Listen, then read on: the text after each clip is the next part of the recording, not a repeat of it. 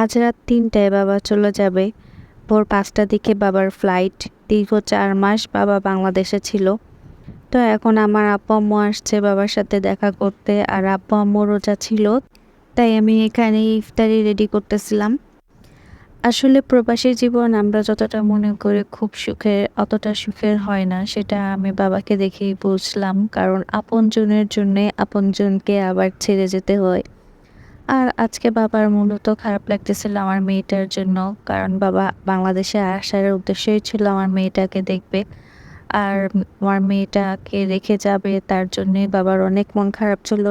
তবে আমি একটা জিনিস সেদিন খুব ভালো মতো খেয়াল করলাম, বাবা প্রতিটা মুহূর্ত আমার মেয়েটাকে পাশে নিয়ে রাখে সবসময়। কিন্তু যাওয়ার দিন বাবা আমার মেয়েটাকে এতটা সঙ্গ দিচ্ছিল না, কারণ হয়তোবা মায়া কাটায় সে যেতে পারবে না, তার জন্যেই। তো যাই হোক, এখন ইফতারি শেষে একটু গল্প করে অনেক রাত হয়ে গেছে। আব্বু আম্মু এখন বিদায় নিতেছে, তো একটু কোলাকুলি করে নিল। আর আমার হাজব্যান্ড আমার মেয়ে আব্বু আম্মুকে একটু আগায় দিচ্ছে। তো যাইতে যেতেও যেন তাদের গল্প শেষ হচ্ছিল না। এই যে, তো যেটা হয়েছে দেখতে দেখতে রাত ২:৩০ বেজে গেল। বাবা ৩টার দিকে বের হবে। বাবারও যাওয়ার সময় হয়ে আসলো। সবাই এখানে রেডি, নিচে গাড়ি এসে ওয়েট করতেছে। তাই বাবা আমাদের কাছ থেকেও বিদায় নিয়ে নিলেন। আর এরপর বুকে অনেক সাহস নিয়ে বাবা তার নাতির থেকেও বিদায় নিয়ে নিল। নাতিকে আদর করতেছে এই যে। কিন্তু ওকে ঘুম থেকে তোলে নাই। কোলে নিলে হয়তোবা সে আর যেতে পারতো না। ওকে রেখে যেতে বাবার আরো বেশি কষ্ট হইতো। এমন অনেক সময় হয় যেখানে আমাদের দুর্বলতা কাজ করে, সেই জায়গাটায় আমরা থমকে দাঁড়াই।